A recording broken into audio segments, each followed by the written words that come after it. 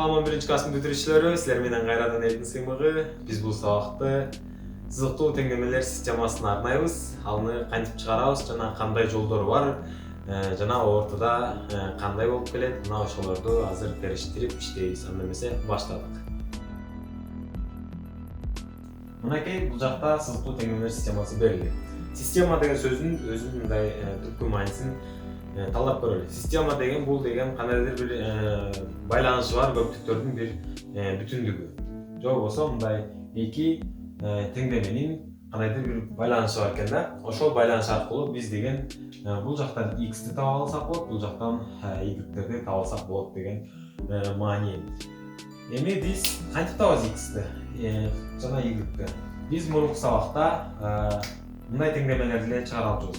Мисал үчүн 7x кошулган 4x кошулган 2 барабар 7 минус 4 кошулган 6x деген сыяктуучу. Мында эмне байкадыңар? Бул жакта жөн гана тамгалары x болуп турат. Демек, бир өңчөй тамгалар экен. Тамгалары x, жөн гана x-тен туруп атат. Анан жөн гана сандардан туруп атат. Ал эми бул учурда x да бар экен, y да бар экен. Эми муну кантип чыгарабыз? Мына ошон үчүн бизге система жардам берет.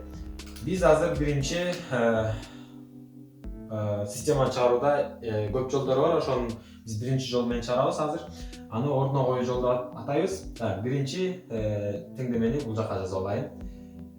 2x плюс y барабар 15. Ал эми экинчи теңдемени оң жакка жазып алайын. 3x минус y барабар 5. Эми биз бул жактан y-ти же болбосо x-ти таап алсак болот. Кантип таап алабыз? Мисал үчүн y-ти табайын дейм, макул y-ти табалы. Y барабар болгондо анда бул сан бул жакка эмне болуп өтүп кетет? Минус болуп өтүп кетет, Демек 15 минус 2x. Демек, байкап ушул жерден. Y деген тамга сан ушул кандайдыр бир туюнтмага барабар болсо, анда бул жакта да y бар да, анда ушунун ордуна биз могу санды коюп койсок эмне болот деген суроого жооп издейбиз азыр. Демек, бул жакта 3x минус эми бул туюнтманы алып келип туруп бул жакка коём, анткени y деп атат, y деген ушуга барабар да. Демек, кашан менен жазам, анткени мунун баары тең бир санда элестетилет, бир туюнтма. 15 минус 2x барабар, y-ти жаздым, y ушуга барабар, анан 5. Эми карап тургула.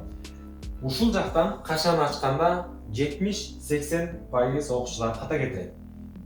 Кантип ачабыз? 3x-тин өзүн жазам, минус ушул минус буга да тиешелүү. Же болбосо ушул минустун ушул кашан алдында мындай 1 деген санды элестетилет. Минус 1.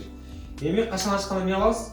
Муну буга көбөйтөбүз, Демек, минус 1-ди 15-ке көбөйтсөк, минус 15 чыгат. Минус 15-ти жаздым. Анан минус 1-ди минус 2-ке көбөйтсөк, минус 2x-ка көбөйтсөк, плюс мурунку сабакта түшүндүрүп бергем. Ким көрө элек болсо, кайталап көргүлө. Демек, плюс 2x чыгат, анан барабарды жазып туруп 5-ти жазам. Биздин максатыбыз мына ушул тамгаларды бир өңчөй кылып алуу. Демек, баары тең x болуп калды, жана x, y бир теңдемеде турган. Азыр баары тең x болуп калды. Демек, x болуп калса анда биз деген x-ти таап алсак болот. Демек, тамгасы барларды сол жакка, тамгасы жокторду оң жакка жыйнайбыз. 3x плюс 2x барабар 5 жазылат. Анан буну барабардыктын биягына плюс белгиси менен алып өтөм. Демек, плюс 15. Бул жак канча болот? 5x-ка 2x-ти кошсом, 3x-ка 2x-ти кошсом 5x чыгат. Барабар 5-ке 15-ти кошсом 20 чыгат. Анан x барабар, эгерде бул жер көбөйтүү болуп турган болсо, анда бул 5 20-нын астына түшүп кетет дегенде, же болбосо 20-га бөлүнүп кетет. Барабар 20-ны 5-ке бөлсөк 4 чыгат. Демек, биз азыр x-ти таап алдык. X мына 4 деген санга барабар экен. Биз жалгыз эле x таптык. Ал эми y-ти таап алалы. Y-ти кантип табабыз? Ушул эле 4 тап келип туруп мына могул x'тин ордуна коём. Демек y барабар экен 15 минус 2 көбөйтүлгөн x деген кайсынан эле 4. 4. Демек анда y барабар 15 минус 8. Бул жак барабар 7. Демек 15-тен 8 асык 7. Анда y чыкты. Y барабар 7 экен. Анда биз x дагы y дагы таба алдык. Эми мындай жөн эле текшерип көрөлү. 3 ушул теңдемени аркылуу текшерип көрөлү. Демек 3 көбөйтүлгөн x кайсы эле? X 4 болчу. Анда y кайсы?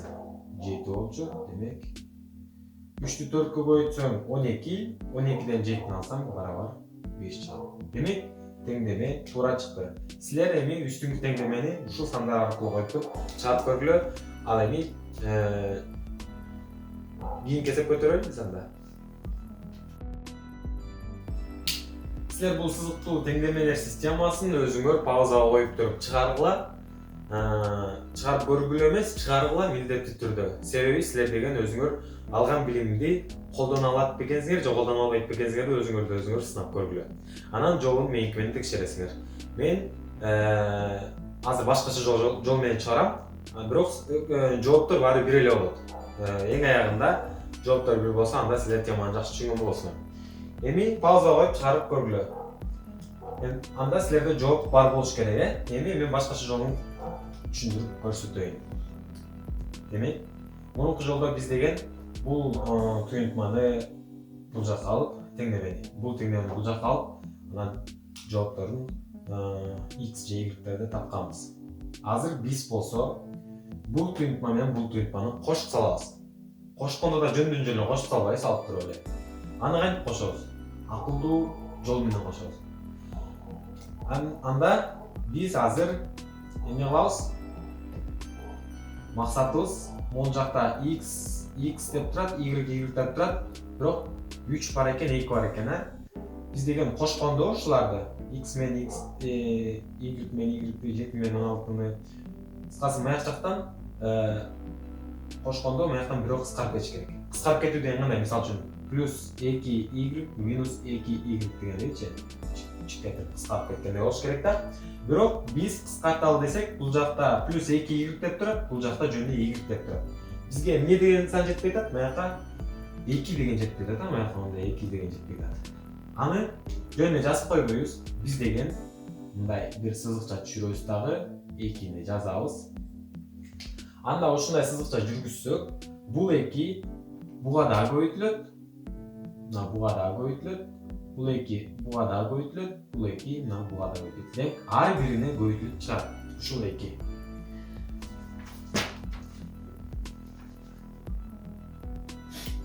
Эми көбөйтөбүз.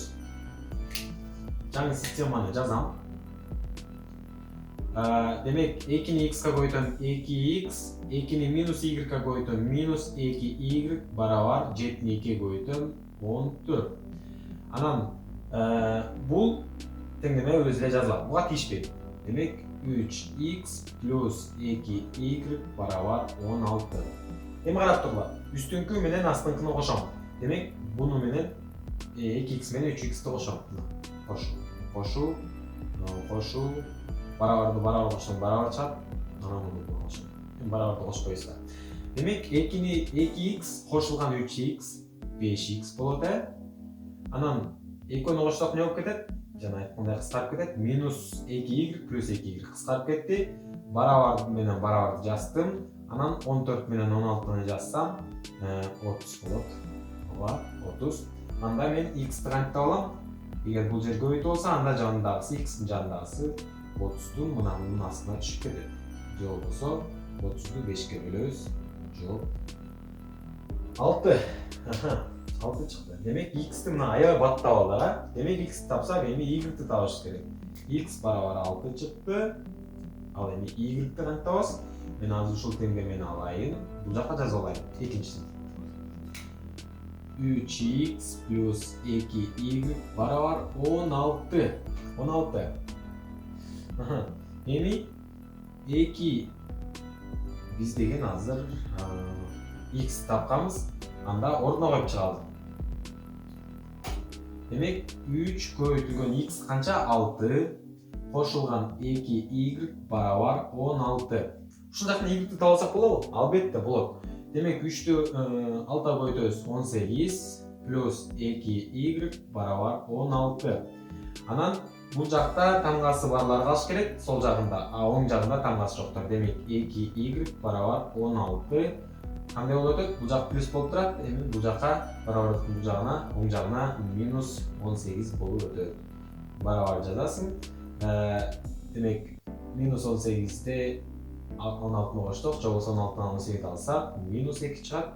Анан бул жак 2y бойдон бар. Анан y табыш үчүн y-дин жанындагысы эгерде көбөйтүү болсо минус 2-нин астына түшүп кетет. Же болбосо минус 2-ни 2-ге бөлсөк минус 1 деген сан чыгат. Демек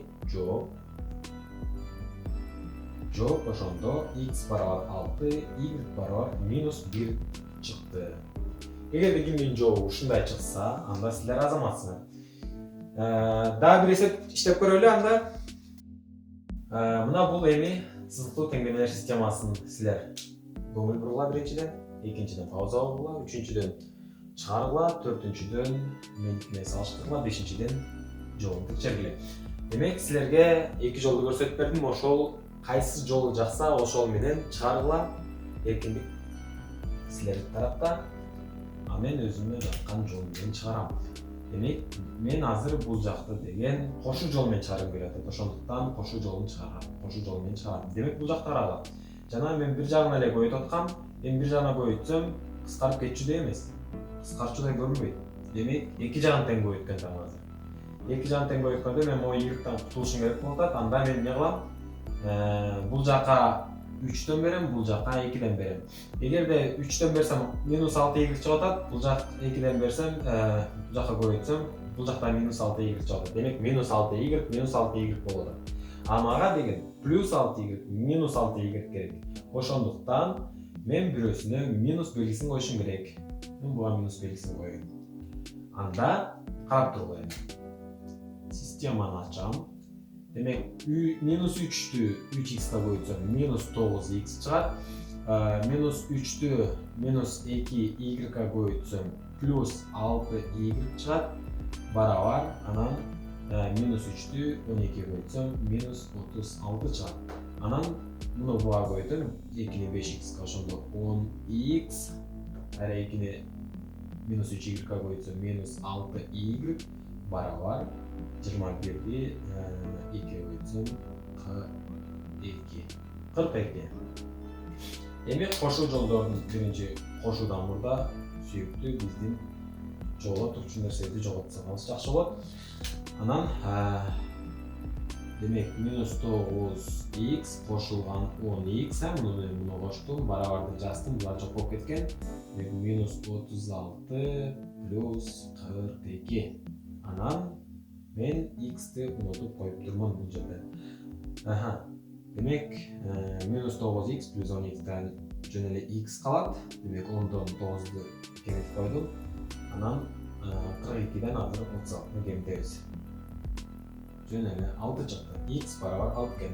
Анда x-ти таап алдык. Анда бул теңдемеге x-ти коюп көрөлүчү. X-тин ордуна. Демек 5x минус 3y барабар 21 болсо, 5 көбөйтүлгөн 6 минус 3y барабар 21. Анда таңбасы барларды сол жакка, таңбасы жокторду оң жакка жыйнайм. Демек минус 3y барабар 6-ны 5-ке көбөйтсөк канча? 30. Анан 30 бул жакка минус болуп өтөт. Демек 21 минус 30. Анда. Y барабар. Бул канча болот? 30-дан 21 алсак 9 болот. Жөн гана 9 эмес, минус 9. Бул жакта демек минус 3 9 болду, минус 9. Минус 3y барабар минус 9. Анда y табыш үчүн минус 9-ту бул ушуну кагылам. Минусу менен кошуп кетесиң астына. Минус 3 бөлүп салабыз. Демек 9 3 бөлсөк 3. Минустан минус келсе плюс деген сан чыгат. Демек y барабар 3, x барабар 6 чыкты. Эгерде кимдин эсеби ушундай чыкса, анда силер азаматсыңар. Сызыктуу теңдемелер системасын түшүндүк деп ойлойм. Кийинки сабакта орто ошого практика кандай болуп келет, жана аларды кантип иштейбиз, мен кийинки сабакта көрсөтүп берем. Андан эсе кош болуңар.